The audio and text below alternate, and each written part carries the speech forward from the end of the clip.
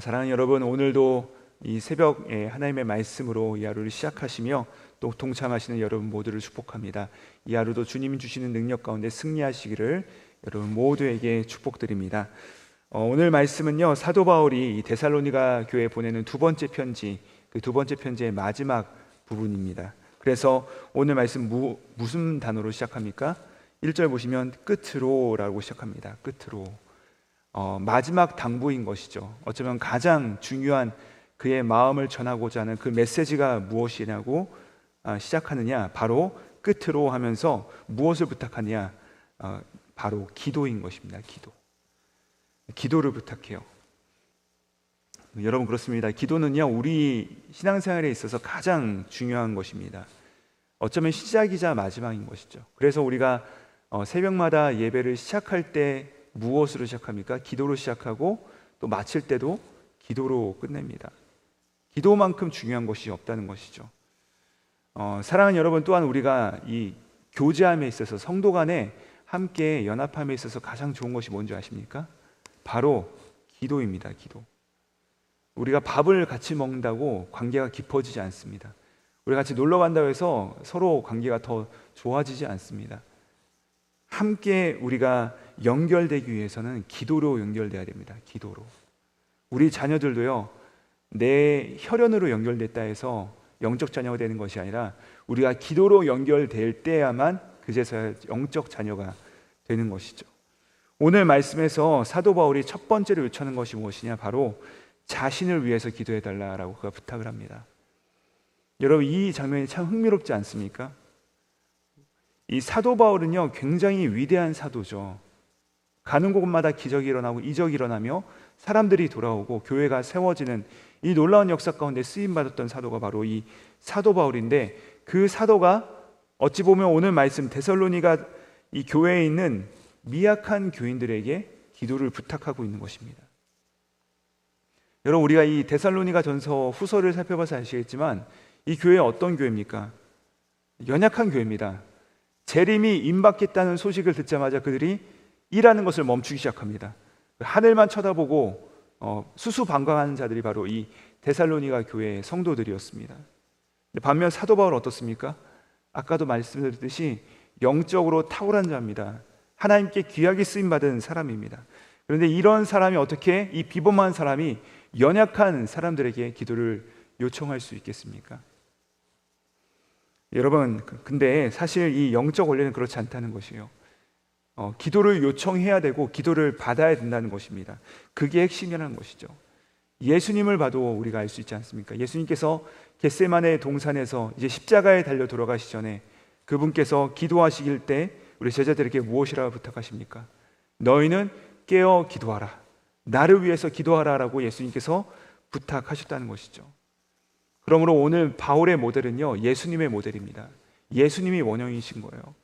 그러니까 영적인 높낮이에 상관없이 서로가 서로를 위해서 기도를 요청하고 기도를 받는 것이 우리 안에서 이루어져야 될 아주 올바른 관계라는 것입니다. 자, 그렇다면 무엇을 위해서 기도하라고 합니까? 두 가지입니다. 먼저 말씀이 빠르게 퍼져나갈 수 있도록 기도해달라고 부탁을 하죠. 우리 1절 말씀 같이 한번 읽어보도록 하시겠습니다. 시작. 끝으로 형제들아, 너희는 우리를 위하여 기도하기를 주의 말씀이 너희 가운데서와 같이 퍼져나가 영광스럽게 되고. 여기 보시면요, 말씀이 너희 가운데서 같이 퍼져나가, 그러니까 말씀이 불같이 다름박질하여서 막 퍼져나간다는 뜻입니다. 그러나 기도가 식으면 어떻게 됩니까? 말씀이 정체된다는 것입니다. 말씀이 퍼져나가지 않게 된다는 것이죠. 아무리 말씀을 퍼부어도 말씀이 뻗어나가지 않는 것입니다.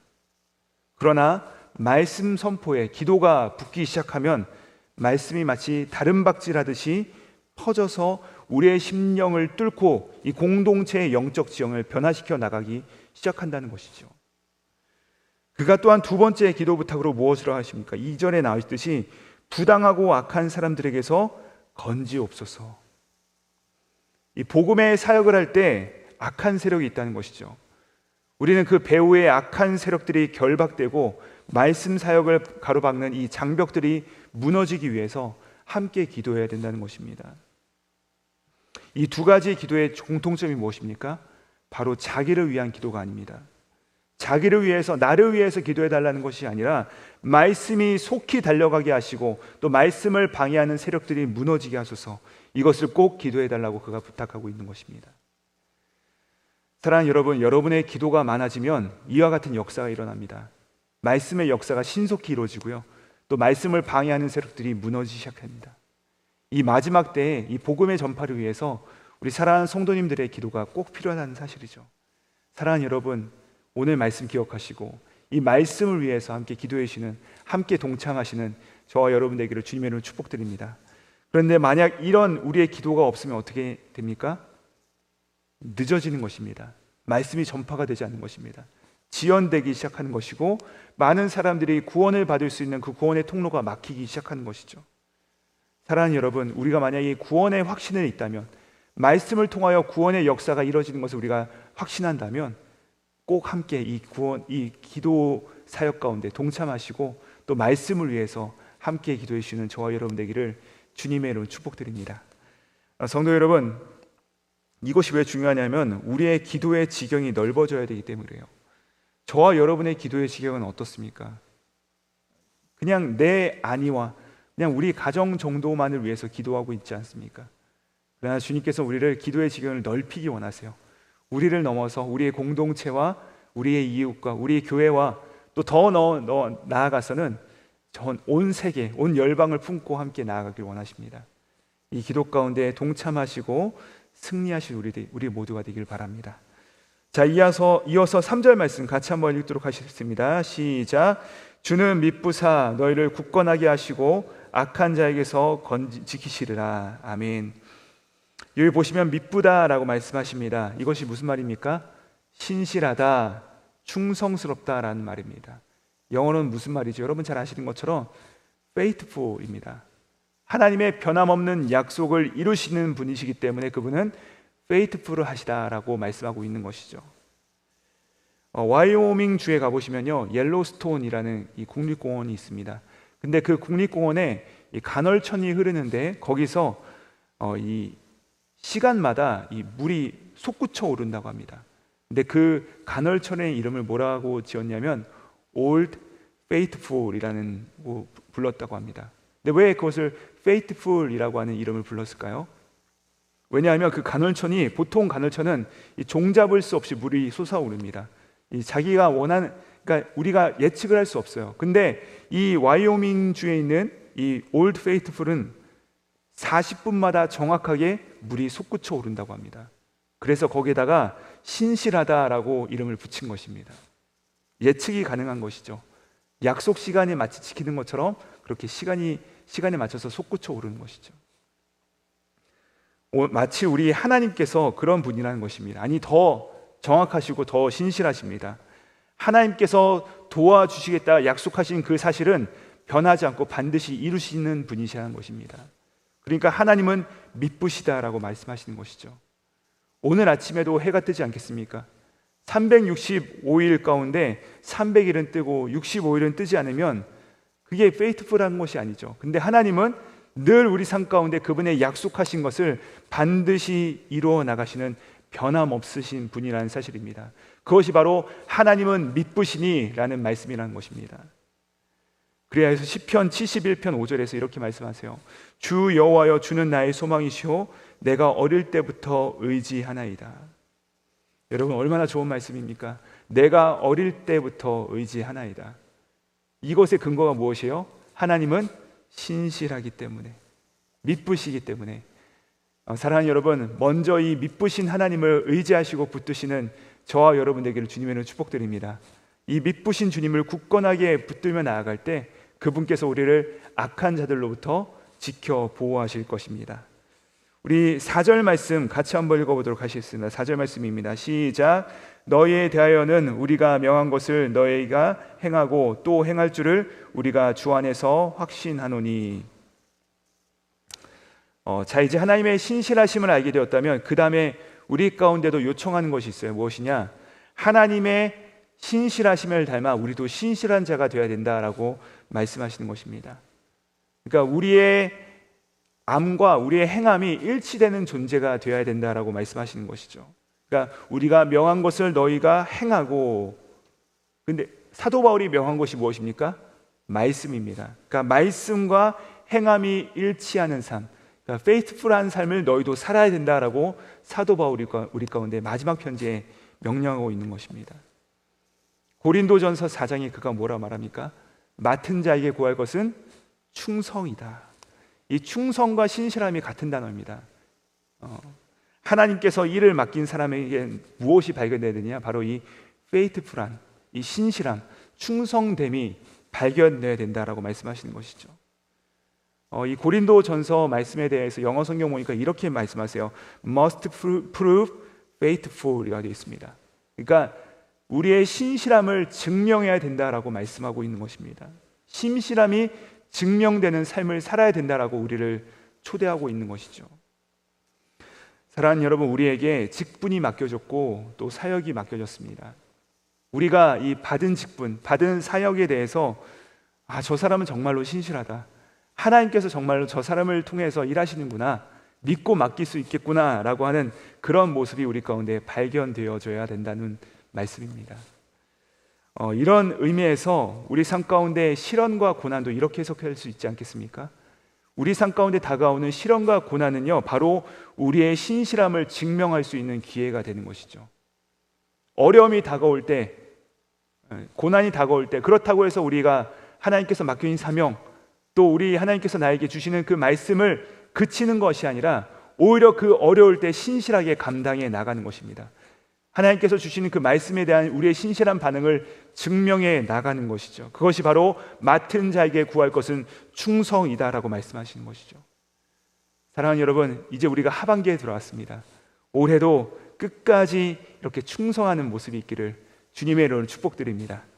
마지막으로 우리 5절 말씀 보시기 바랍니다. 5절 말씀 같이 한번 읽도록 하시겠습니다. 시작. 주께서 너희 마음을 인도하여 하나님의 사랑과 그리스도의 인내에 드러나게 하시기를 원하노라. 아멘. 하나님의 인도하심을 받는다는 것이 무엇입니까? 추상적인 것이, 앱스트랙한 것이 아닙니다. 구체적인 것이에요. 하나님을 인도하심을 받는다는 것은 하나님의 사랑이 있느냐, 그리스도의 인내가 있느냐, 이것을 통해서 우리가 알 수 있다는 것이죠. 하나님의 인내를 받는 사람은요, 이 사랑이 터져 나오고 우리 삶 가운데 인내가 터져 나오게 된다는 것입니다. 모두가 알 수 있다는 것이죠. 저 사람은 하나님의 사랑을 받고 있구나, 하나님의 인내를 저 사람은 충분히 받고 있구나라는 것을 그의 캐릭터를 통해서 우리가 알 수 있게 된다는 것입니다. 반대로 이 마귀의 인도를 받는 사람은 어떤 사람들입니까? 세상을 사랑하고 인내가 없어서 조급해하고 두려워합니다. 하나님을 사랑하는 것이 아니라, 하나님을 향한 인내로서 끝까지 견디는 자들이 아니라 세상의 모습을 따라가고 그냥 조금만 내 삶 가운데 어려움이 닥쳐도 떨어져 나가고 화를 내고 서로를 불신하는 모습이 나타나는 것, 그것이 바로 이 인내가 없는 사람들, 마귀의 인도를 받는 사람들의 특징이라는 것이죠. 이런 것들은 하나님으로부터 온 것이 아니라 세상으로부터 왔다라고 말씀하고 있는 것입니다. 사랑하는 여러분, 오늘 이 새벽에 하나님께서 우리 가운데 주시는 말씀이 무엇입니까? 우리는 먼저 기도로서 함께 연합해야 됩니다. 기도로서 연결되어야 되고 서로가 서로를 위해서 기도함으로 말미암아 세워주고 또 말씀이 멈추지 않고 불일 듯 일어나며 끝까지 퍼져나갈 수 있도록 함께 동참해야 된다는 것입니다. 더불어 우리의 삶 가운데 이 하나님의 신실하심을 충만히 체험하신 저와 여러분 되길 바랍니다. 하나님의 신실하심이 우리 가운데 있을 때 우리의 삶 가운데도 이 하나님의 신실하심을 닮아 충성되이 우리의 모든 사명들을 감당할 수 있게 된다는 것이죠.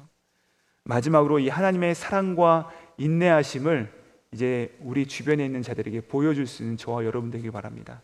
세상을 따라가는 모습이 아니라, 조급한 모습이 아니라 하나님의 사랑으로 옆에 있는 자들을 사랑하고 또 인내하고 용서할 수 있는 우리 모두가 되길 바랍니다. 오늘 하루 가운데 이 사도 바울의 마지막 권면이 우리 삶 가운데 이루어지고 그리스도의 능력으로 충만한 하루 되시기를 우리 구주 예수님의 이름으로 축복드립니다.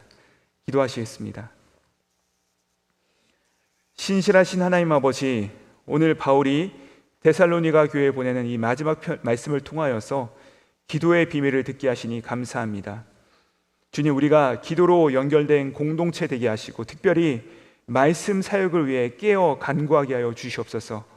우리 교회 목회자들과 또 선교사님들과 또 순장수모님들, 우리 교사 선생님들을 붙들어 주시고 복음을 막는 어떤 어둠의 세력을 제하시며 말씀이 들불 번지듯 퍼져 주의 영광이 온 열방에 미치게 하여 주시옵소서. 더불어 주님의 신실하심을 본받게 하시며 맡은 자리에서 충성한 자들 되게 하사 성령님의 인도 안에서 하나님의 사랑과 그리스도의 인내를 깊이 배우는 오늘 하루 되게 하여 주시옵소서. 감사드리오며 겟세마네 동산에서 우리를 위해 끝까지 중보하신 우리 구주 예수 그리스도 이름 받들어 기도드립니다. 아멘.